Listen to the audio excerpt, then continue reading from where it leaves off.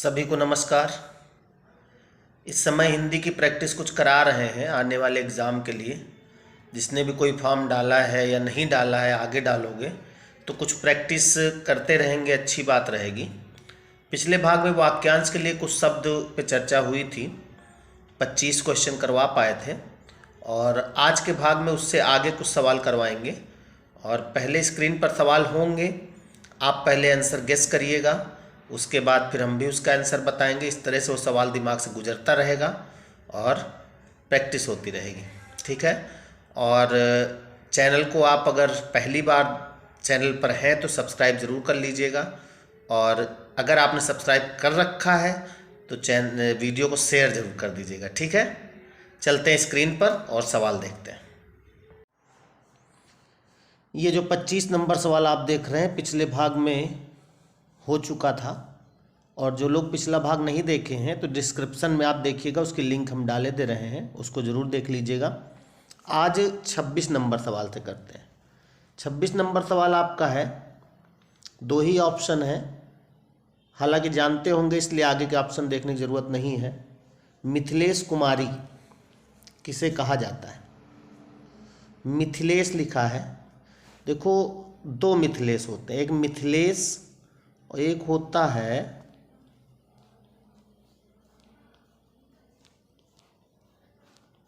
मिथिलेश।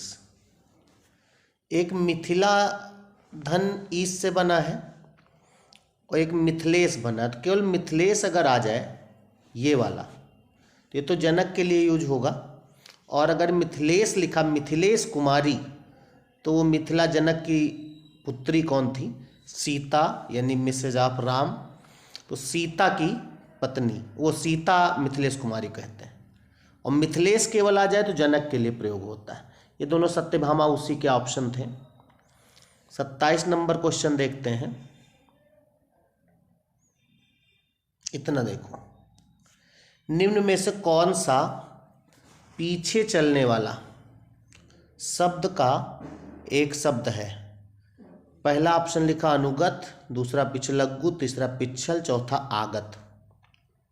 क्या होगा पीछे चलने वाला?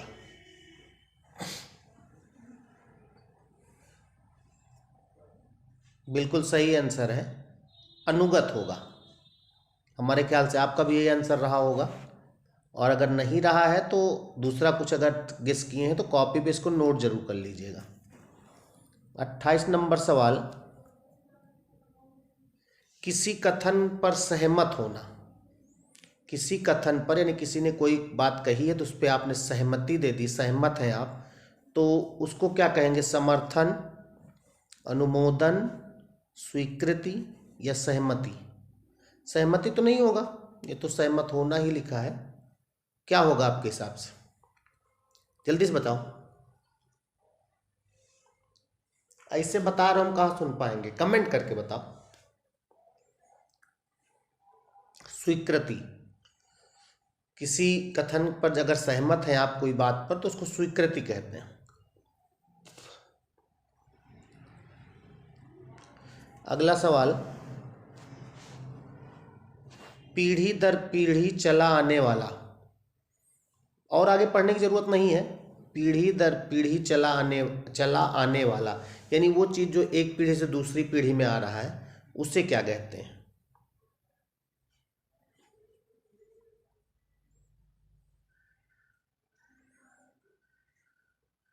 क्रमागत, क्रम से होता है, ये आंसर होगा। अन्वयागत। अन्वयागत जो शब्द बना है वो बना है अनु धन अय धन आगत। आगत, अनुधन अय धन आगत से बना है शब्द अन्वयागत। तो अनु माने पीछे होता है, अय माने आना, आगत माने आना, यानी जो पीढ़ी दर पीढ़ी चला आने वाला शब्द होता है वो अन्वयागत होता है। अन्वयागत, इसको नोट कर लीजिएगा, हमने कॉपी में आपको लिखाया नहीं है, कॉपी में कहीं नोट कर लो। एक बार नोट कर लोगे तो समझ लो प्रिंट हो गया। फिर पर्वत की तलहटी, ये तो आप सभी जानते होंगे। हमने दो शब्द आपको लिखाए, अगर याद हो तो। क्या क्या? एक शब्द लिखाया है उपत्यका और एक दूसरा शब्द आदित्यका। याद आ रहा है? बिल्कुल याद आएगा, ये सब चीज़ हमने रटवाया है आपको। आदित्यका तो पर्वत के ऊपर की जो समतल भूमि होती है, ऊपर की जो समतल भूमि होती है उसे आदित्यका कहते हैं, और पर्वत की तलहटी यानी पर्वत के नीचे की भूमि उपत्यका कहलाती है। तो इसमें आंसर क्या होगा? उपत्यका। और अगर आ जाए पर्वत के ऊपर की भूमि तो आदित्यका होगा उसका, आदित्यका। पर्वत के ऊपर कुछ समतल भूमि होती है जहाँ पर रहा जा सकता है। पर्वत पे भगवान शिव रहते थे, तो वो कहाँ रहते थे? आदित्यका पे। कंजूसी से धन व्यय करने वाला, कंजूसी से धन व्यय करने वाला कृपण होता, कृपण यानी कंजूस। और जो मितव्ययी यानी जो कम खर्च करता हो तो कृपण होता। कंजूसी जो धन खर्च करता है वो मितव्ययी और अल्पव्ययी एक ही शब्द होता है। मितव्ययी अल्पव्ययी एक ही है, तो दोनों नहीं होंगे, कृपण होगा। कृपण यानी कंजूस। 32, ऐसा व्यक्ति जिसके आने का दिन और समय निश्चित नहीं होता।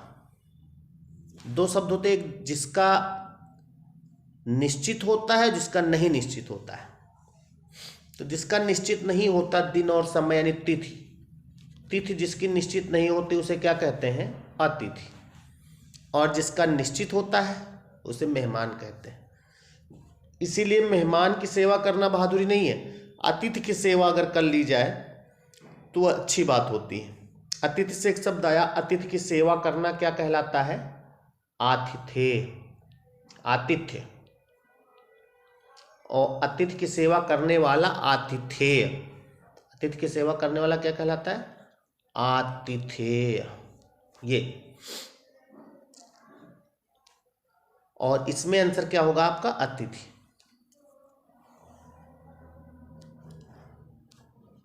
अगला है भला चाहने वाला, निस्वार्थ पुण्यात्मा हितैषी सहायक।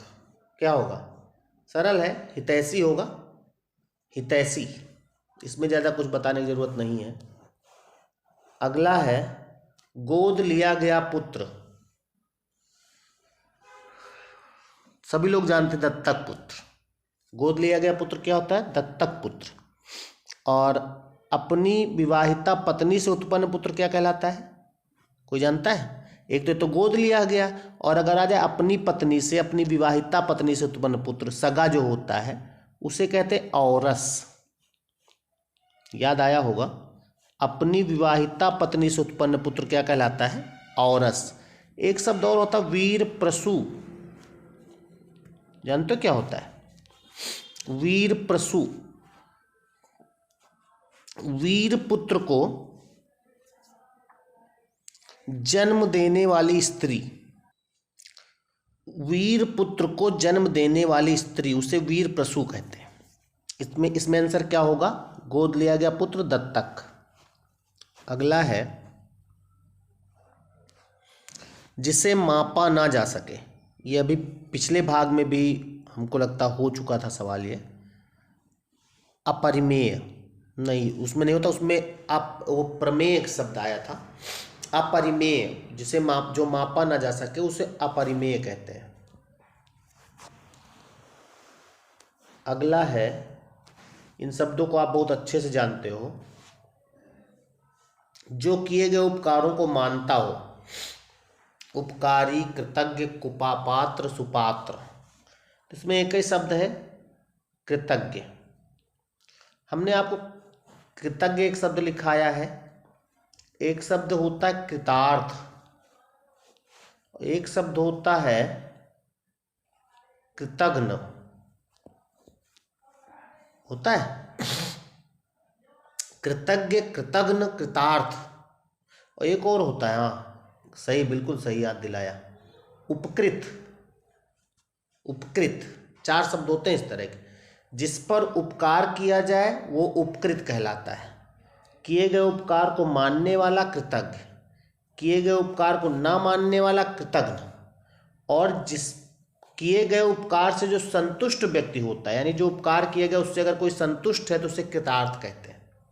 कृतार्थ कॉपी पे कहीं नोट कर लीजिएगा, नोट है पहले से हमको मालूम है, लेकिन जो लोग पहली बार पढ़ रहे हैं वो जरूर नोट कर लें, काम देंगे सब।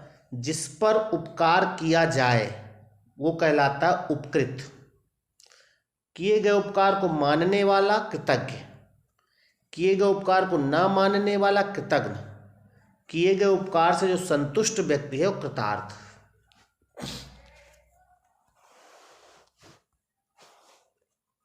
ईश्वर का कोई आकार नहीं होता, उसके लिए क्या शब्द होगा, सभी लोग जानते होंगे, निराकार। अगला सवाल है, जो हर समय अपना मतलब साधता हो, केवल अपना मतलब, स्वार्थी कहते हैं उसको, स्वार्थी। जो अपना मतलब केवल साधता है उसे मतलबी नहीं कहते, स्वार्थी कहेंगे, स्वार्थी। अब सोचो मतलबी किसे कहेंगे, मतलबी मतलब पड़े पे काम आवे बाकी ना आवे तो मतलबी है, इसमें स्वार्थी कहते हैं। 40 है, इसको लिख जरूर लीजिएगा अगर आपको ना आता हो तो। शक्तिशाली, दयालु, शांत, धीर और योद्धा, इसको याद रखिएगा, धीरोदात कहते हैं, धीरोदात ये लिखा है। अगर समझ में ना आ रहा तो हम लिखे देते हैं, धीरोदात, ऐसे, ये 2 दा है यहाँ पे, ऐसे लिखा जाएगा। शक्तिशाली, दयालु, शांत, धीर और योद्धा, सब गुण जिसके अंदर उसे धीरोदात कहते हैं। अगला है, जो प्रमाण से सिद्ध ना हो सके, ये हमने बताया था अप्रमेय ना, जो प्रमाण से सिद्ध ना, अप्रमाणित, अपरिमित, अनुप्रमाणित कुछ नहीं, अप्रमेय, जो प्रमाण से सिद्ध ना हो सके वो अप्रमेय कहलाता है, और जो प्रमाण से सिद्ध हो जाए वो प्रमेय। ये तो सवाल पुराना ही है, वन में लगने वाली आग हो चुका है ना, बड़वाग्नि, दावाग्नि, विरहाग्नि, जठराग्नि। जठराग्नि क्या होता है, जठरानल यानी पेट में। विरहाग्नि कोई अग्नि नहीं होती। दावाग्नि और बड़वाग्नि हमने बताया था, दावाग्नि और बड़वाग्नि में क्लियर कर लीजिएगा। बड़वाग्नि जो होता है बड़ा वाला नल होता है, यानी समुद्र पानी में, तो वन में लगने वाली आग दावाग्नि होगा। ये तो सब रटा हुआ, इसमें से आ जाएगा तो उड़ेगा सवाल। अगला है, वह नायिका जो अपने पति के परदेश में होने के कारण दुखी हो। हमने आपको पति वाले लिखाए हैं कई, प्रोसित पति का, जिसका पति परदेश में हो। वियोगिनी तो कुछ नहीं है, पति से कोई सेंस नहीं। खंडिता, खंडिता उसे कहते हैं जिसका पति दूसरी स्त्री से मिलकर सुबह घर आवे, उसे खंडिता कहते हैं। विरह विदग्धा जो है, वह नायिका अपने पति के परदेश में होने के कारण जो दुखी होती है नायिका, उसे विरह विदग्धा कहते हैं। लिख लीजिएगा, इसको मैंने लिखाया नहीं, हमने आपको प्रोसित पति का लिखाया, और क्या लिखाया था, आगत पति का लिखाया एक शब्द, अगर याद हो तो, आगत पति का। आगत पति का क्या होता है, जिसका पति परदेश से आया हो। एक हमने आगमिष्यत पति का लिखाया, आगमिष्यत पति का, जिसका पति परदेश से आने वाला हो। प्रोसित पति का, जिसका पति परदेश गया हो, है ना। लेकिन यहाँ पर कह रहा वह नायिका जो अपने पति के परदेश में होने के कारण दुखी हो, तो उसे विरह विदग्धा कहते हैं। मोक्ष की इच्छा कामना करने वाले हो चुका है, पिछले भाग में भी हो चुका था। मुमुक्षु होगा, हमने कई इच्छाएं आपको लिखाई हैं। जीतने की इच्छा, जिगीसा। जीतने की इच्छा क्या होती है, जिगीसा। और तैरने की इच्छा, तितीर्षा। याद आ रहा है, हाँ। पाने की इच्छा, पाने की, लिप्सा। और पीने की इच्छा, पिपासा। खाने की इच्छा, बुभुक्षा। इस तरह से हमने 10-12 इच्छाएं आपको लिखाई हैं। अगला सवाल, इंद्रियों को जीत लिया हो जिसने, यहाँ इंद्रियां आ चुका है, पिछले में याद करो हमने इंद्र की बात की थी। इंद्र की जब बात करता है तो इंद्रजीत होगा, लेकिन इंद्रियों की बात कर जाए तो जितेंद्री। जितेंद्री यहाँ 2 तरीके से लिखा है, एक जीतेंद्री, ये गलत, जितेंद्रिय होता है, ये सही होगा। यानी इंद्रियों को जिसने इंद्रियों पर विजय प्राप्त कर लिया है वो जितेंद्रिय होगा। और इंद्र पर आ जाए तो इंद्रजीत। ये देखिए अभी हमने पीछे बात की थी इसकी, वीर पुत्र को जन्म देने वाली स्त्री वीर प्रसू। वीर प्रसू, वीरांगना क्या होता? वीरांगना, वीरांगना होता वीर, वीरांगना शब्द बना है वीर धन अंगना से। ये वीर धन अंगना से वीरांगना बना है। और वीर अंगना माने होता स्त्री। आपने देखो वह स्त्री जो नृत्य करे उसे नृत्यांगना है ना, देवताओं की स्त्री देवांगना। तो यहाँ पर वीर और अंगना जुड़ के वीरांगना हो गया, यानी वीर स्त्री जो होती है उसे वीरांगना कहते हैं। यहाँ पूछ रहा वीर पुत्र को जन्म देने वाली स्त्री, तो वीर प्रसू होगा। ये हम पहले ही बता चुके हैं। जिसका शत्रु पैदा ना हुआ हो, शत्रु पैदा ना हुआ उसे अजात शत्रु कहेंगे। और शत्रु का नाश करने वाला शत्रुघ्न। शत्रु का नाश करने वाला कौन होता है? शत्रुघ्न। राम लक्ष्मण भरत शत्रुघ्न, जिसको शत्रुघ्न कहते हैं। तो वो अगर शत्रु का नाश करने वाला है शत्रुघ्न, और जिसका शत्रु ही न पैदा हुआ हो उसे अजात शत्रु। जिसका उपचार ना हो सके, जिसकी कोई दवा ना हो उसे असाध्य रोग कहते हैं। असाध्य, बिल्कुल सही। आप हम जल्दी जल्दी इसलिए पढ़ रहे हैं कि ये सब आपको आते हैं, केवल एक बार रिवाइज कराना है। और जो जिस पे कुछ बताना हो बताते भी चले। पूरब और उत्तर के बीच की दिशा जो होती है, आप जानते हैं ईशान कोण कहते हैं उसको, ईशान। और ये लास्ट सवाल है, वह कवि जो तत्काल कविता करने में कुशल हो। तत्काल की कोई बात आवे तो उसमें आशु लगता है, आशु। तुरंत प्रसन्न होने वाले आशुतोष, है ना। ये क्या हो गया? तुरंत प्रसन्न होने वाले आशुतोष। और तुरंत लिखे जाने वाले लिपि आशुलिपि, जिसको शॉर्ट हैंड कहते हैं, आशुलिपि। यहाँ तुरंत कविता है तो आशु कवि। समझ में आ गई बात? तो इस तरह से कुछ वाक्यांश थे जो हमने करवाए हैं।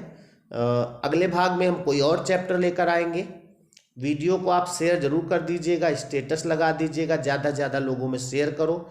हमारे साथ जो जुड़े हैं आप लोग, वो ज़्यादातर हमारे पुराने बच्चे हैं, उनका सब पढ़ा हुआ है। लेकिन आप अपने छोटे भाई बहनों से, जो भी हैं, जो पढ़ना चाह रहे हैं, जो तैयारी करते हैं, उन तक ये वीडियो ज़रूर भेजें, तभी फ़ायदेमंद होगा। ठीक है, मिलते हैं अगले वीडियो में, तब तक के लिए नमस्कार।